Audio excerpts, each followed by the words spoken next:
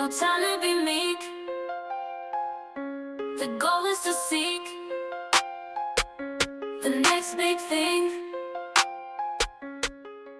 Hello, everybody. It is Friday, April the 5th, 2024. Another week in tech. Hasn't been a good week for my own particular football team. They drew 1-1 at West Ham United in East London. Of course, West Ham, famous for their bubbles. But the bubble wasn't a bubble for Tottenham, at least when they went there this week. And a bubble isn't a bubble for Keith either. Keith Teare, the author of That Was the Week, his newsletter. I don't think he was watching the Spurs game. He's probably watching something else. But the title of his newsletter this week is When is a Bubble Not a Bubble? And Keith is joining us not from East London, but from Palo Alto, just down the peninsula from me. Keith, when is a bubble not a bubble? Well, a bubble is not a bubble when you disagree with the people who say it is. Let's put it that way. A bubble is in the eye of the beholder, shall we say. What I talk about in my editorial this week is that bubble has become a politicized word.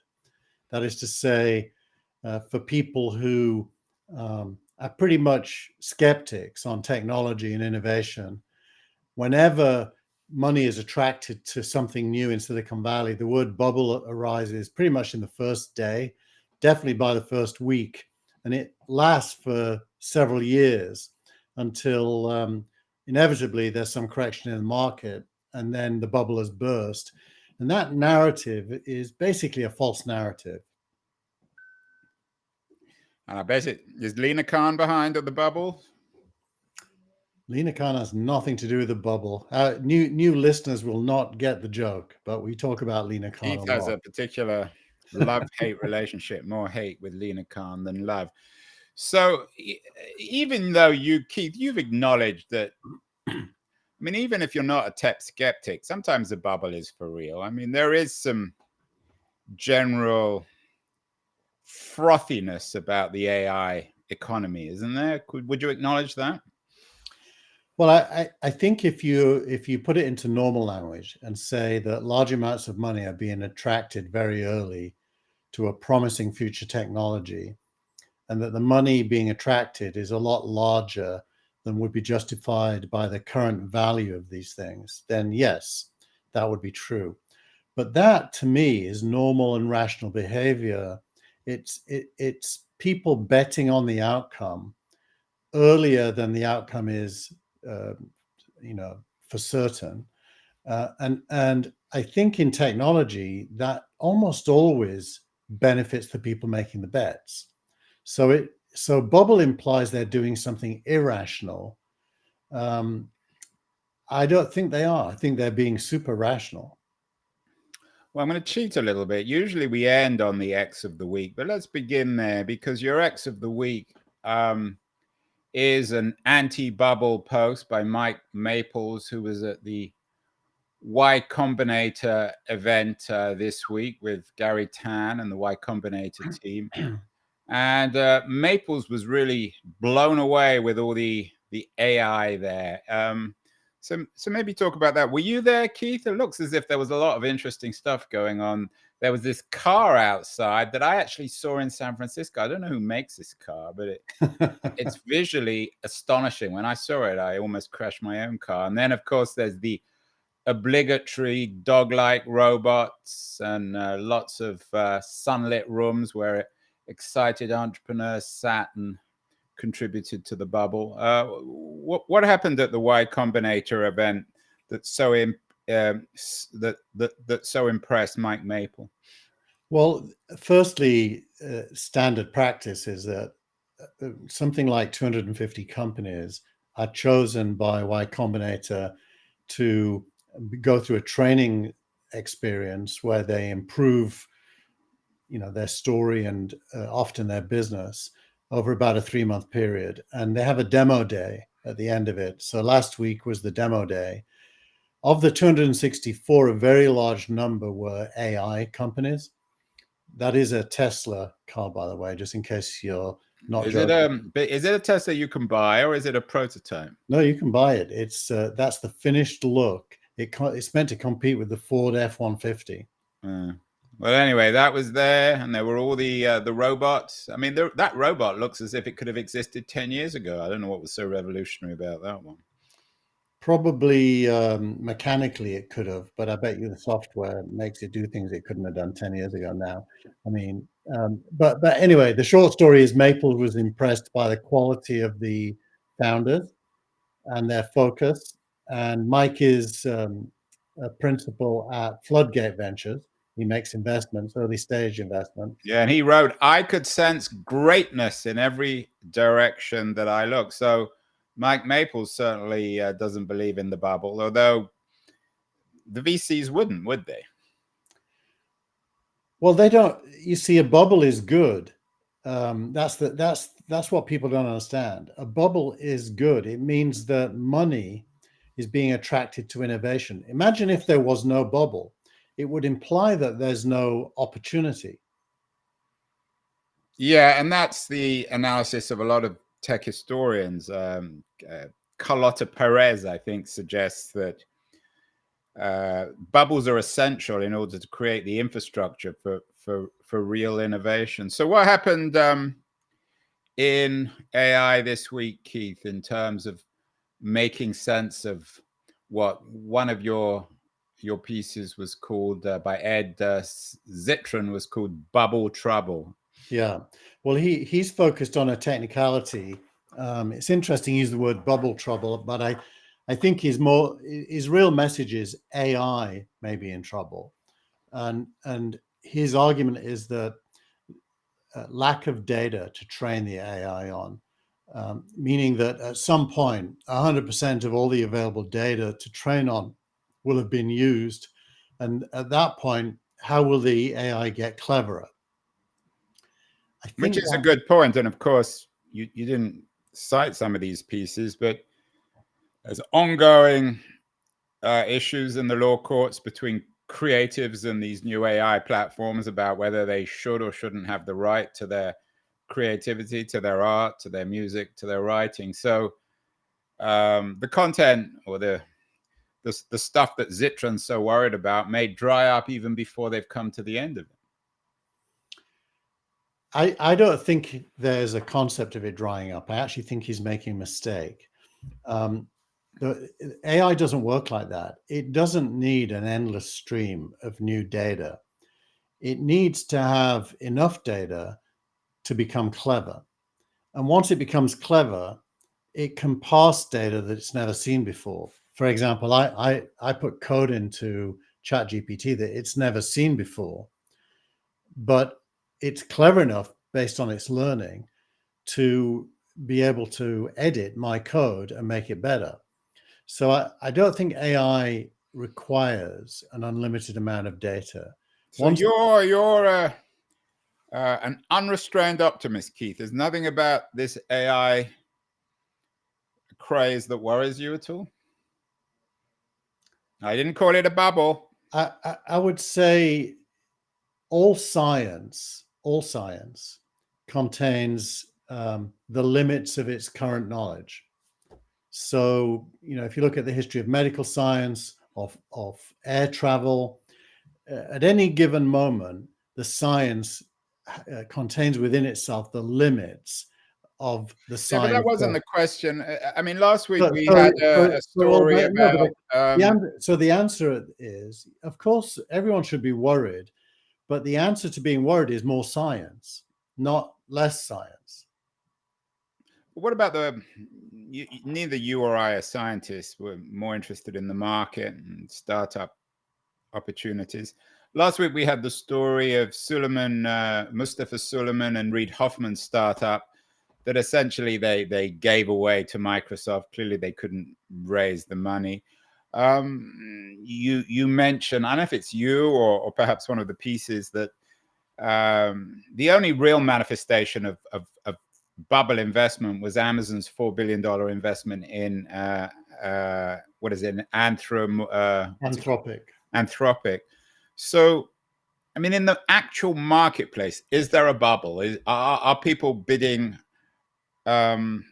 irrationally, what one famous economist would call irrational exuberance that I think he coined in the late 90s to define the dot-com insanity, which was a bubble, whatever you say.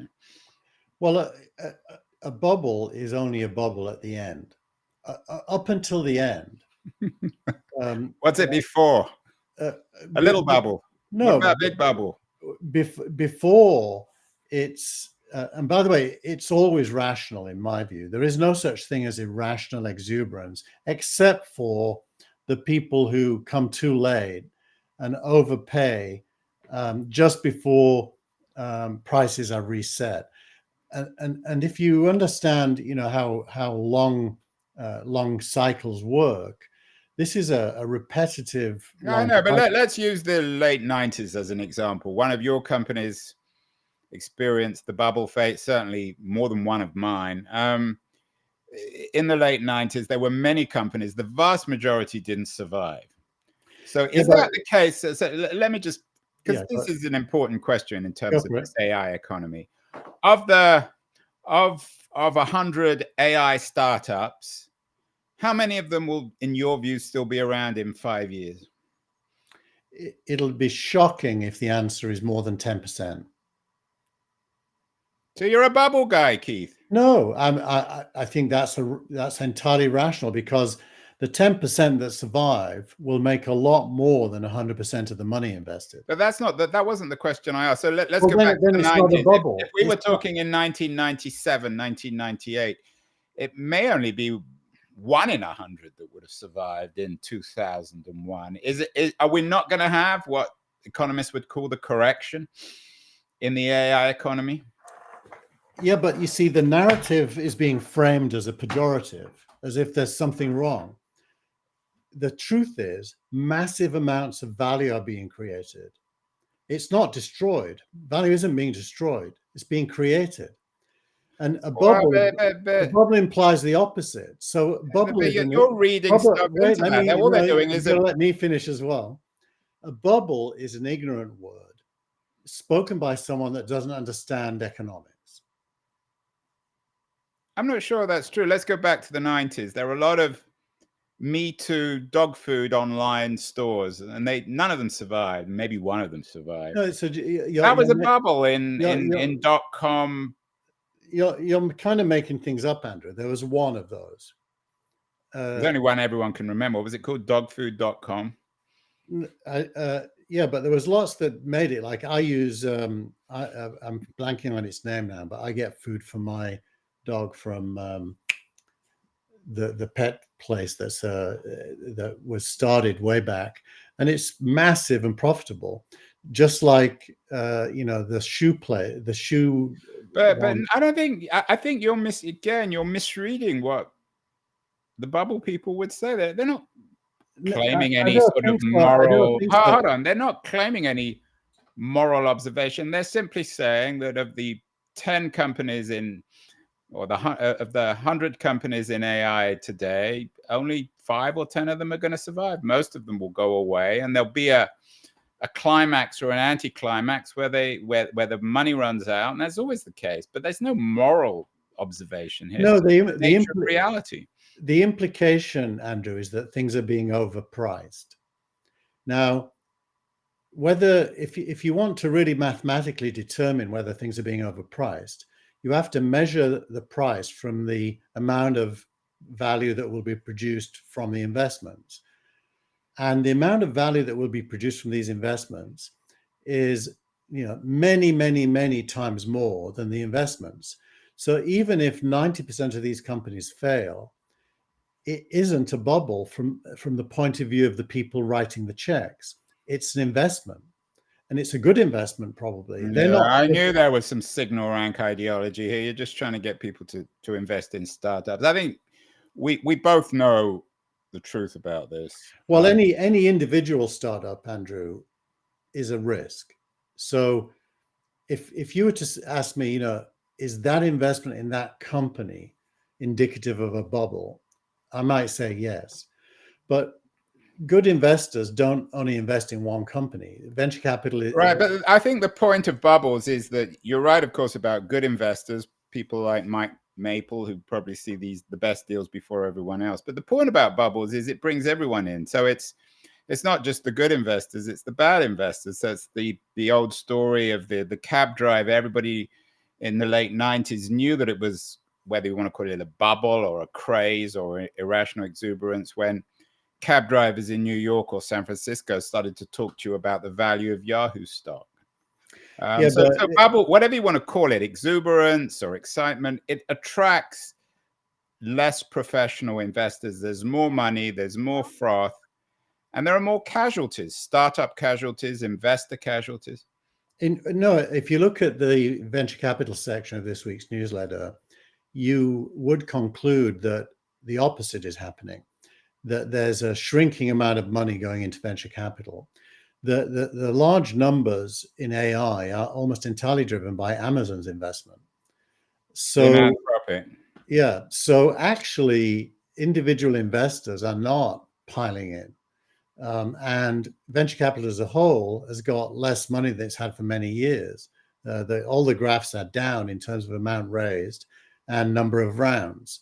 The average per round is flat to up at the early stage, but down at the late stage. Right, and this comes in, we've talked about this before, and you had another interesting piece from TechCrunch about big tech companies forming a new consortium to allay fears of AI job takeovers. One of the things I've observed, you haven't pushed back on this one, I think, is that it's much less of a kind of crazy startup environment in the mid 2020s than it was in the mid 1990s, because you can't just start a company with a credit card and a couple of guys.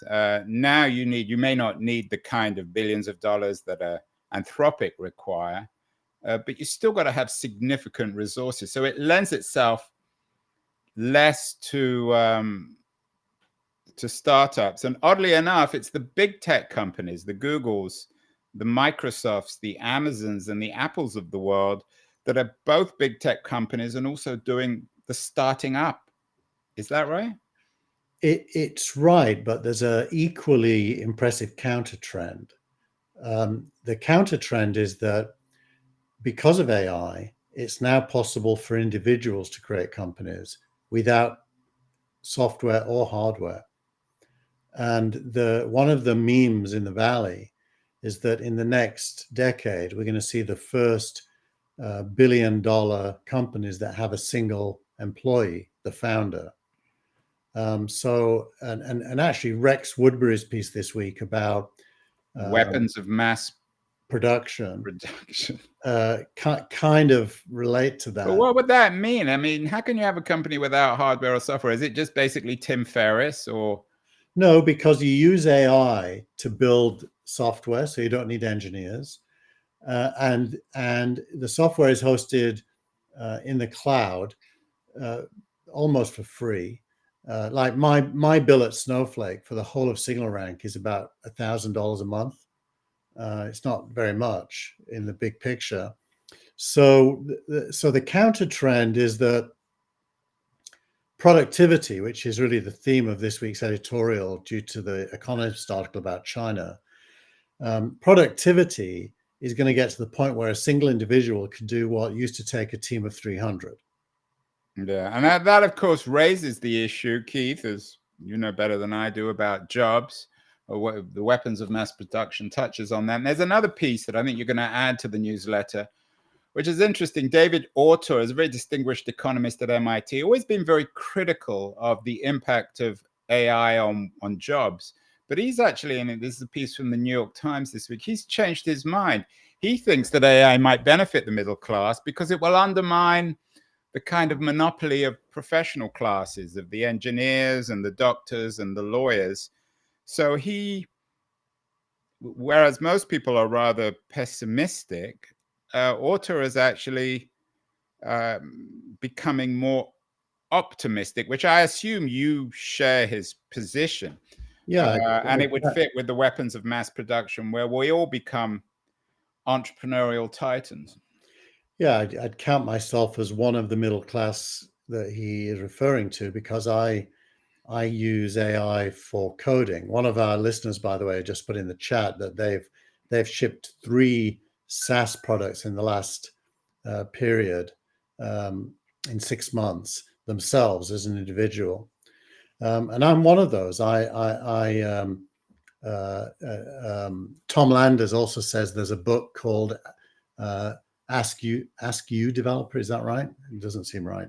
How a single person might create a unicorn. So there is a whole discussion around this, and that's because it's quite credible. It's real. I'm one of them. In the last 3 weeks, I've completely rewritten SignalRank's algorithms to a new upgraded algorithm that performs even better than the old one. And I did it all by myself. I'm, a B-level SQL engineer. And, my team see me doing it. And I'm single-handedly building the entire ecosystem. What do you need a team for? I mean, that might reverse the argument. What happens to the coders you used to employ? They work on deep science mostly. That is lower down in the stack. I built a website, signalrank.ai, using it. It honestly, you can do a lot, and I know with Keen On and Now TV, Andrew, you're always looking for help. You're going to be able to do it yourself, I guarantee. Well, I already do, which is why it's such a bad show. Yeah, it's definitely, we're going to have many conversations about this, but I was particularly intrigued by the Autor piece because, as I said, I mean, he's a very credible economist, and he seems to think that it actually might benefit the middle class. Although, on the other hand, what I would be fearful of in this new world, in this weapons of mass production, where you can have companies without hardware and software, is it would compound the winner-take-all economics of the last 25 years. But that's another question. I know that, Keith, your thinking on bubbles was actually triggered this week by a piece on China by Simon Cox, the Economist, China economics editor, called Money Talks. What is Cox saying, and what does this have to do with bubbles? So Cox has been covering China a long time, and he starts by quoting himself from 2006, saying that China's mission as a nation is to combine technology to recreate, in quotes, the productive forces, and make it possible for productivity to be very high. And then he goes on in an article that he wrote for the printed magazine this week to talk about how that is the core of Xi's beliefs, which, by the way, is the opposite of the Cultural Revolution, when modernity was frowned upon and tried to be destroyed. So China now is pro-tech, pro-innovation. Productive forces is a Marxist word that combines human beings and technology into a single thing. And its focus is to develop the division of labor so that less people can do more of what more people used to do before. So Cox is picking that up, and it triggered in me a recognition that pure message of innovation really last existed in Western culture, in the Enlightenment, when positivism was the big buzzword. And that today, actually, the Western nations are super skeptical of technology and don't have that sense of progress that China is talking about. And it feels to me as if that's going to be a huge impediment to modernizing America, the UK, most of Europe.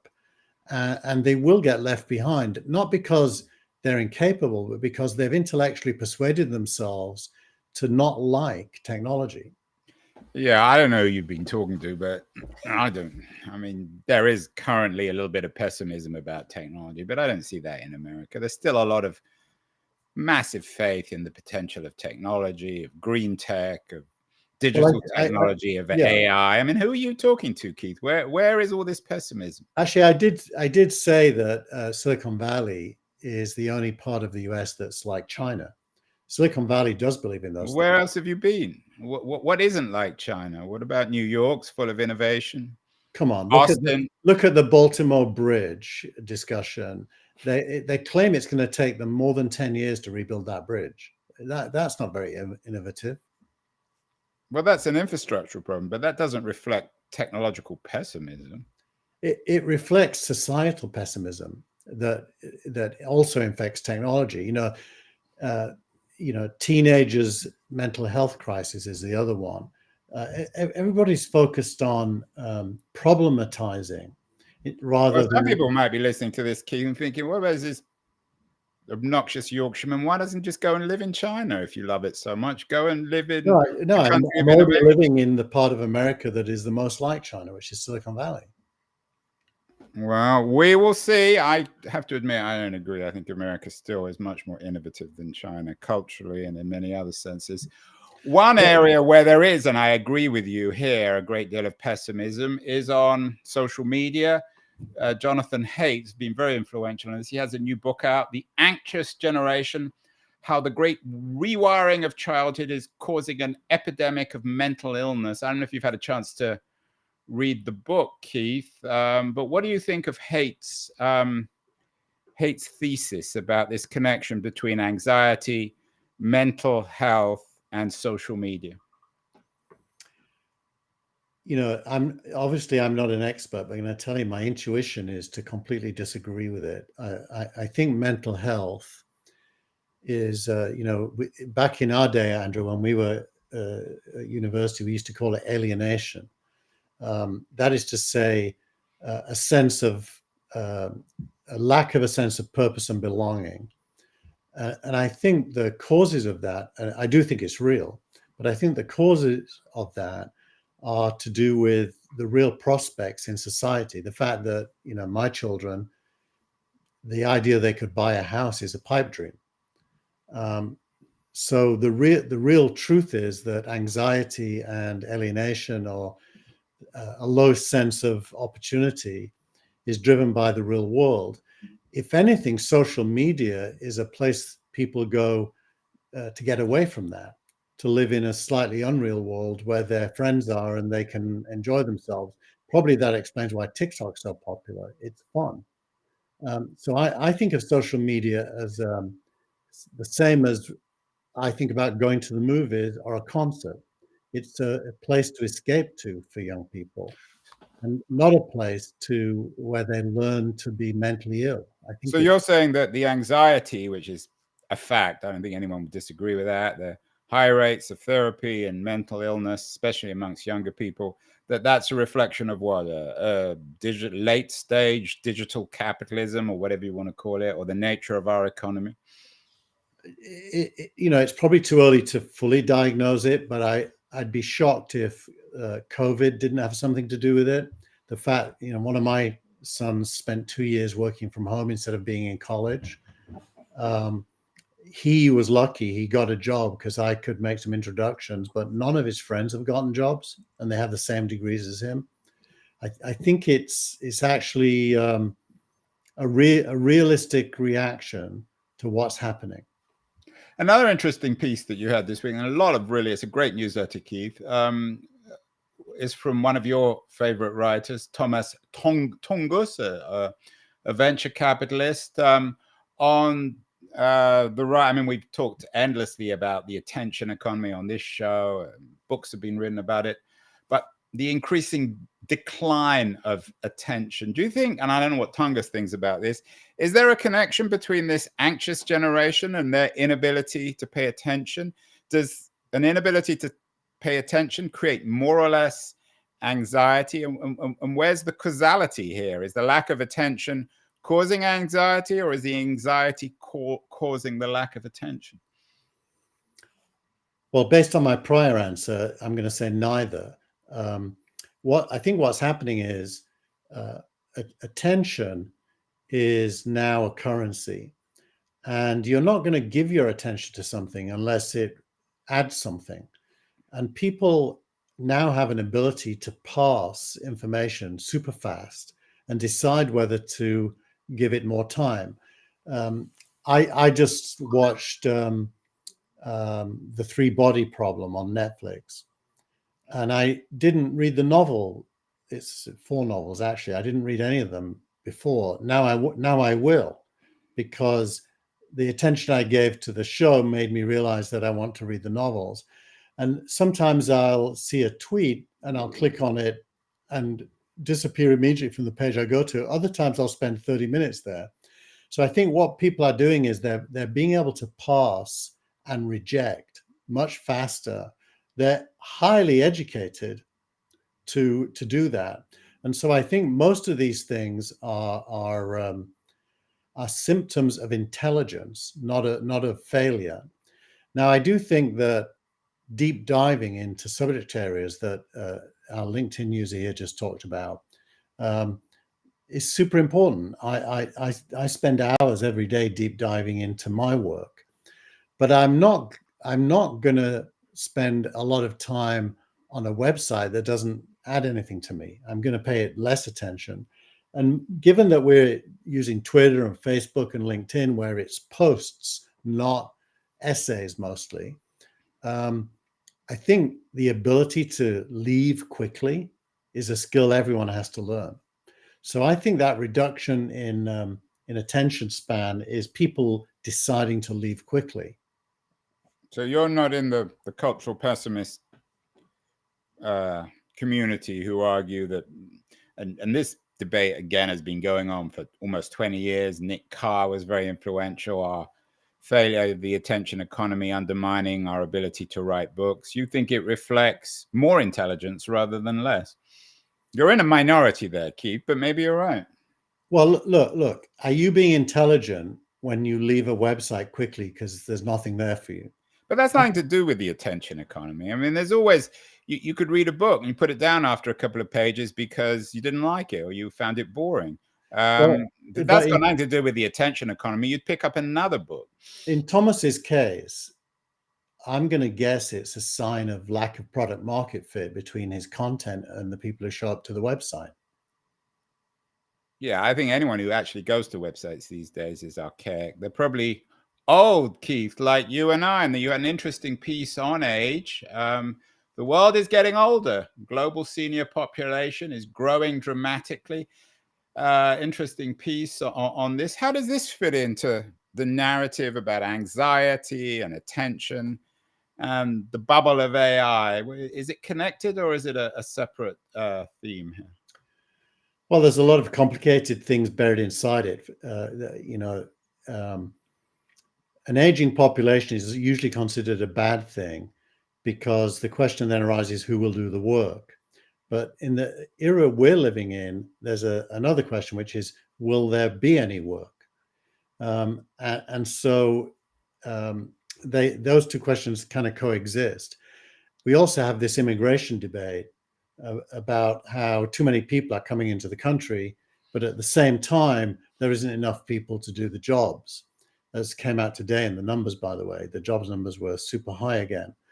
So I put this in because I've long believed that, I'm not a Malthusian.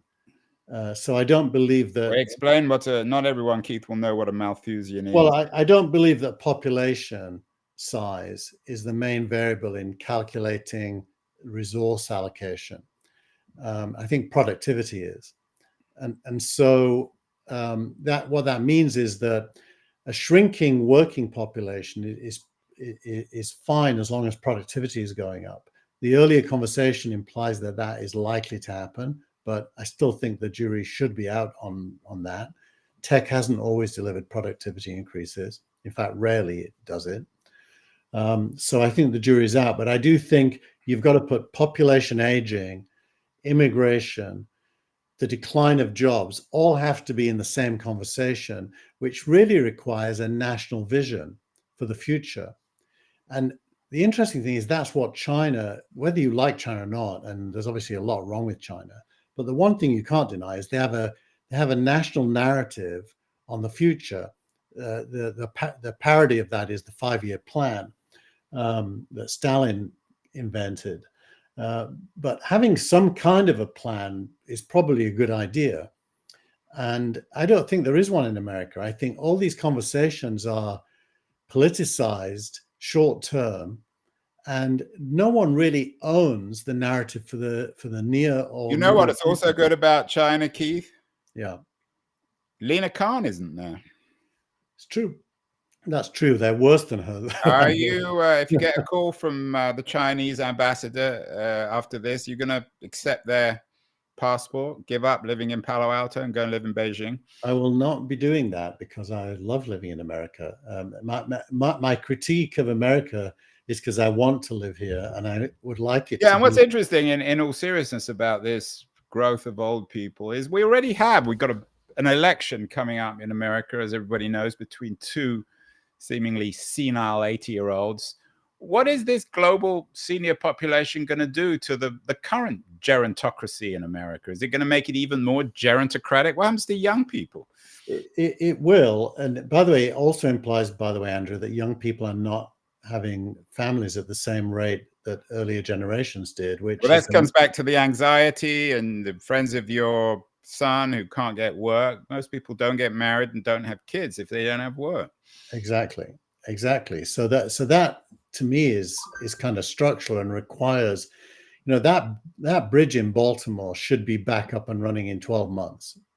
Well, maybe Biden should call you up and you can run it. What about in terms of the size of this older generation? What about resources themselves? Our generation, Keith, you and I are good examples of this. We own expensive real estate, which presumably we will only give up when we die. If we continue to live, how does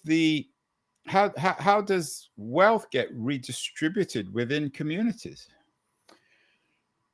I think that ends up being very personal. I can tell you in my case, there's no way I can live in my house until I die unless I come into a large sum of money, because most of my net worth is in property. And I think that's true of most people, by the way, that own property.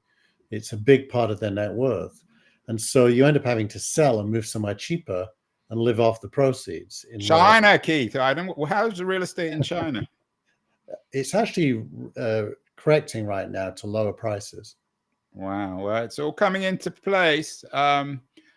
Finally, before finally, we're going to come to our startup of the week. There was one interesting piece that you put in about Jon Stewart plunging the knife into Apple. What's Jon Stewart been doing? He's always been a big fan of tech. Is his pessimism now about tech, does that reflect a broader pessimism about tech in America?